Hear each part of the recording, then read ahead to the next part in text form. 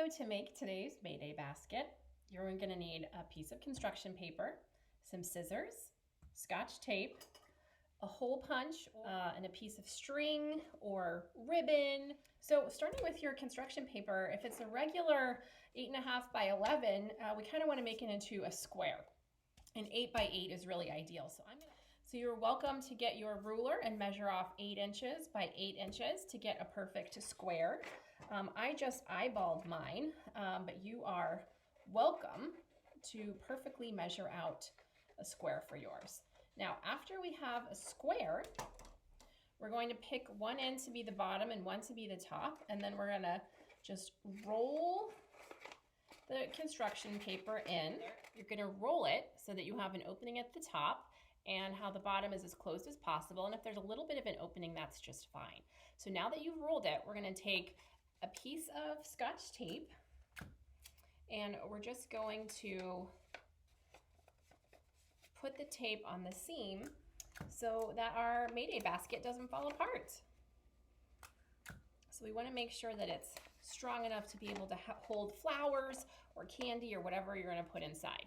So once you have your basket made, you're going to take your hole punch and you're just going to make a hole on each side. About an inch down is good. And you're going to want to make sure that you have that hole on both sides and that they kind of line up. Okay, so now I have holes on both sides of my basket. And at this point, you can use your ribbon. On this basket, I'm just going to use some string. And you just loop your string right through the hole that you just made. And then you can tie it off. And you can practice tying bows or knots. Could even tie some little beads or something on the edges too. So you can experiment to really make your basket exactly the way you want it to be. And you should also experiment with different lengths of the string.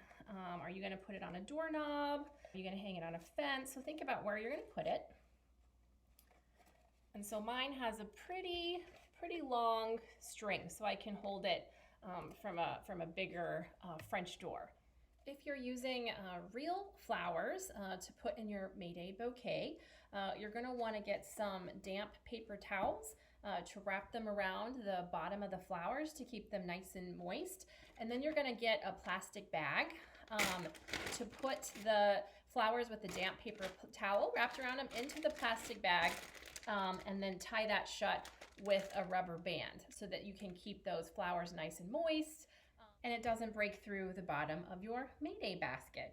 But you can also fill them, if you don't have fresh flowers, you can also fill them with toys or candy or chocolates. And if you go back to our fun and construction paper video, you can also make your own flowers out of construction paper. So you can get creative and put whatever you want into your May Day basket.